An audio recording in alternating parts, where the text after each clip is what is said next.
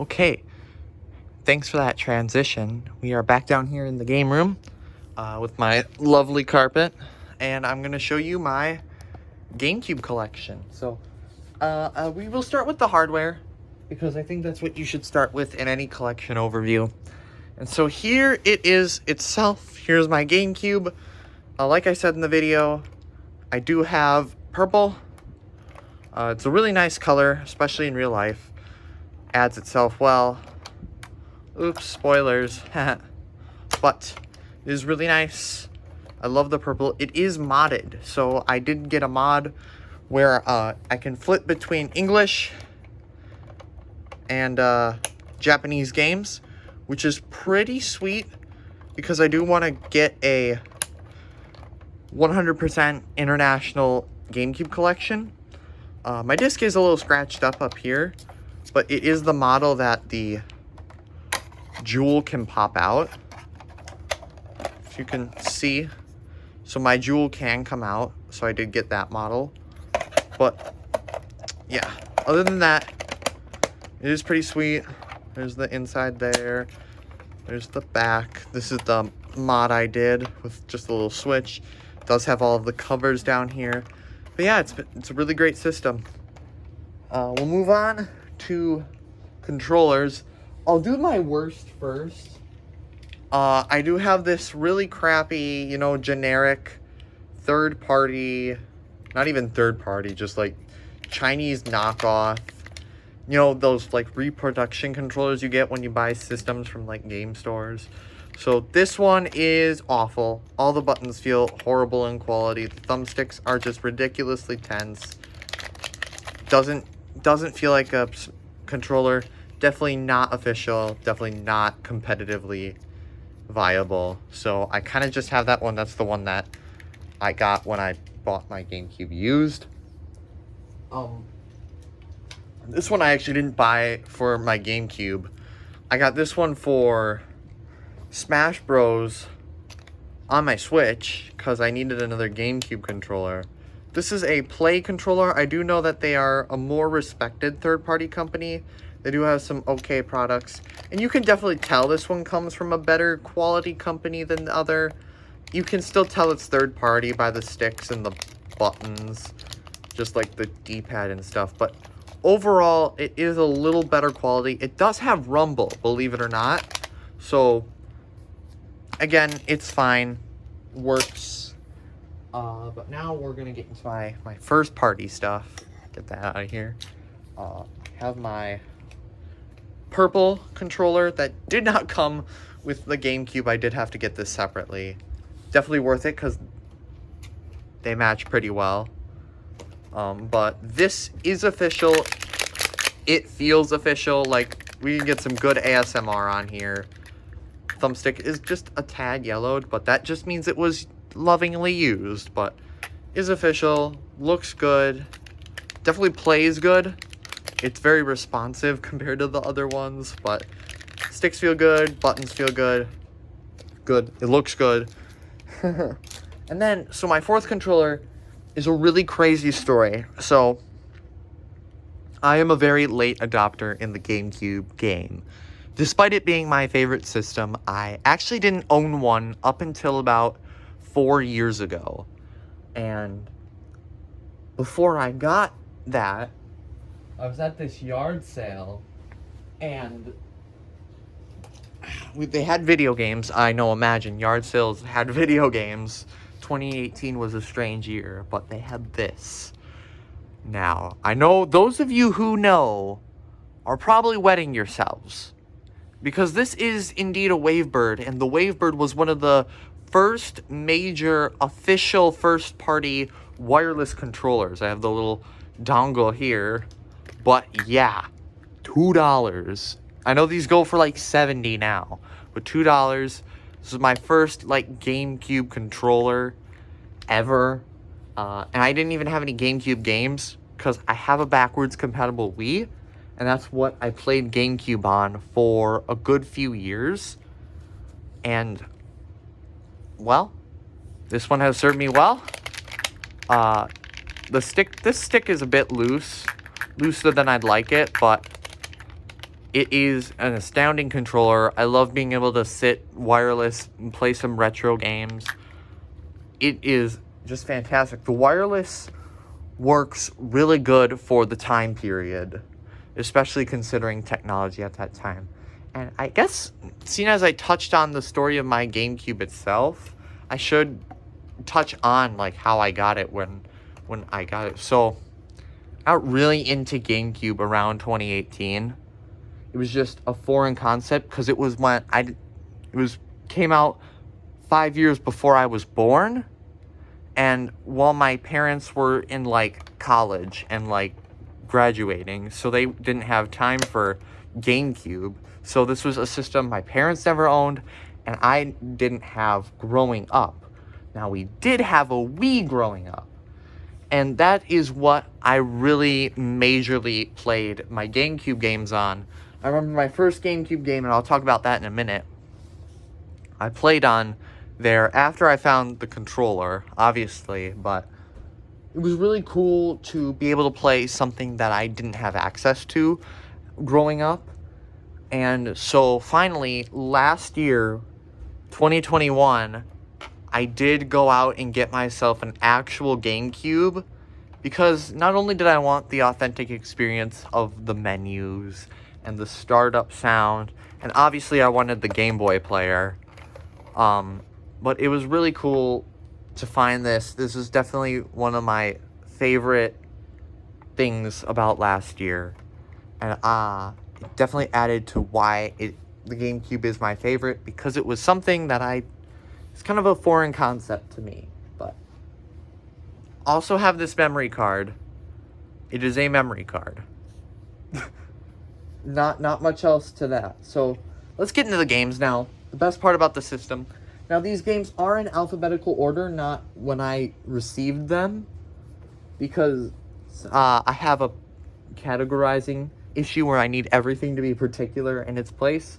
And so these are alphabetized in alphabetical order. So we are starting with Luigi's Mansion.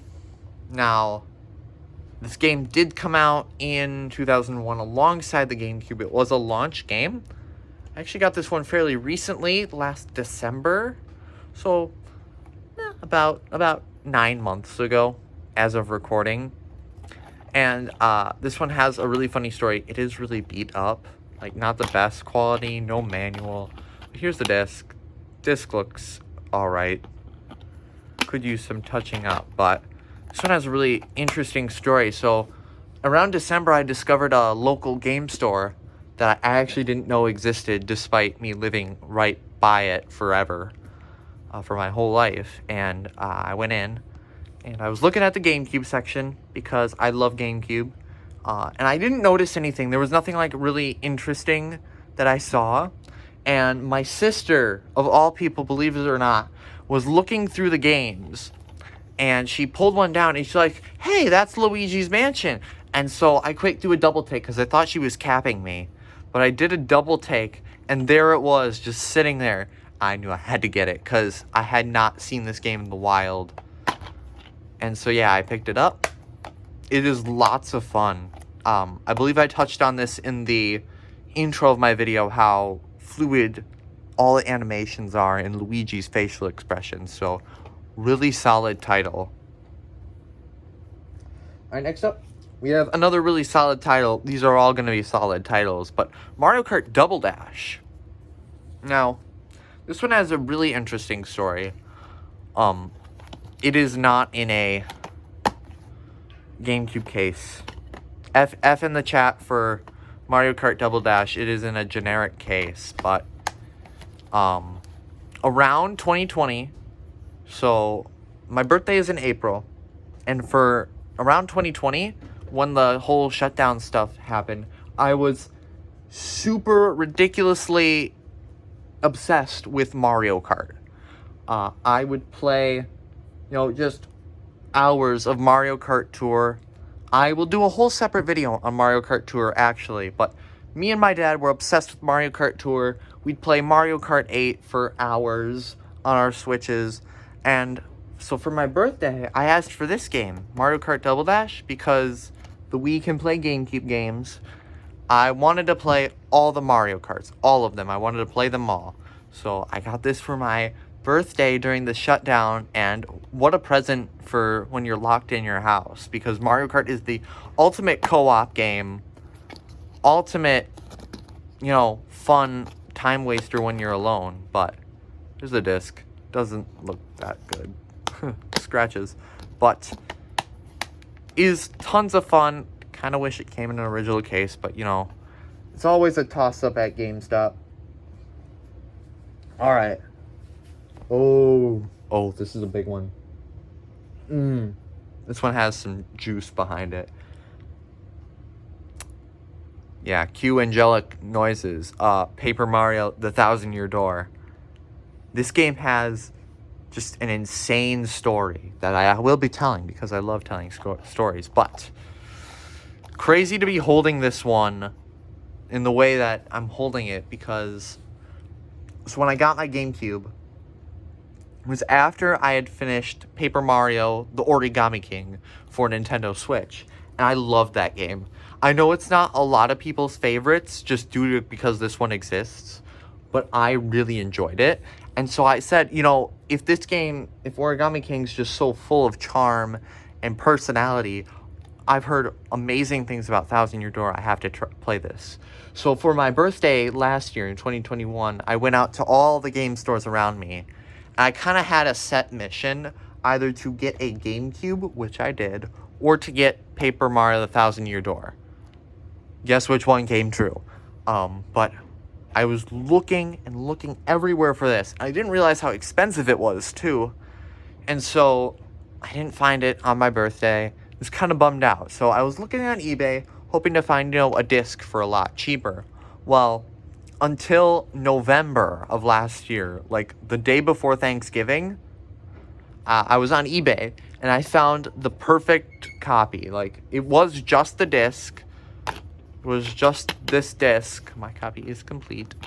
But it was just a disc, and I had secured it. I had bought it. It was ordered. It was everything. I found out a day later, that my order was canceled, and it would not be coming. That devastated me. I was a devastated little boy that day. Devastated. And I knew, no, I will never get this game. It's just not in the cards. Well, so my birthday this year, 2022, rolls around. Best parents in the world, just FYI. I walk into my mom's office, and she says, we really wanted to get you a present, but we didn't know which one, so they pulled out eBay, and she told me this would be the game I was getting, but I had to find the one that I wanted in the condition I wanted. So I did find this one, which is in pretty nice shape. I'll have to say, it is not the player's choice, which I'm so grateful for. The yellow was just nasty. It is bestseller, though. Not fully black label, but, no player's choice. It's complete. The disc looks good. The manual looks good. It came with the subscribe to Nintendo Power insert. It even came with the little health and safety pamphlet. I was just like, dang. So when it finally came, after a year of, ups and downs, finally got this game. It is amazing. It is full of charm. It is full of personality. Hashtag remastered 1,000-Year Door for Switch, please, Nintendo. Okay. This next one is actually a more recent purchase. You will see this game again in the future. It is Pac-Man Versus and Pac-Man World 2 Double Pack. Double pack. Oh my goodness, I just realized that. But this one, I walked into my local retro game store, saw this, knew that they were quality games. It was like, totally. And so, yeah. Pac-Man Versus and Pac-Man World 2. I have played Pac-Man World 2. I did pop that in and start playing it. Really fun. I wasn't expecting it to be as fun as it was, and I do really enjoy it. I will definitely be playing this one on the channel for some upcoming projects. But I haven't gotten a chance to play Pac-Man Versus yet. That is because you need a Game Boy Advanced link cable. I do not have that. Kind of sad. This is complete. It's got the manual. Nothing else, just the manual, but it is complete. Really fun. Sadly, it is player's choice. That's all right. Pac-Man Versus, I actually found out, was designed by Shigeru Miyamoto and exclusively for the GameCube. So yeah, pretty sweet. Really excited to play more of this.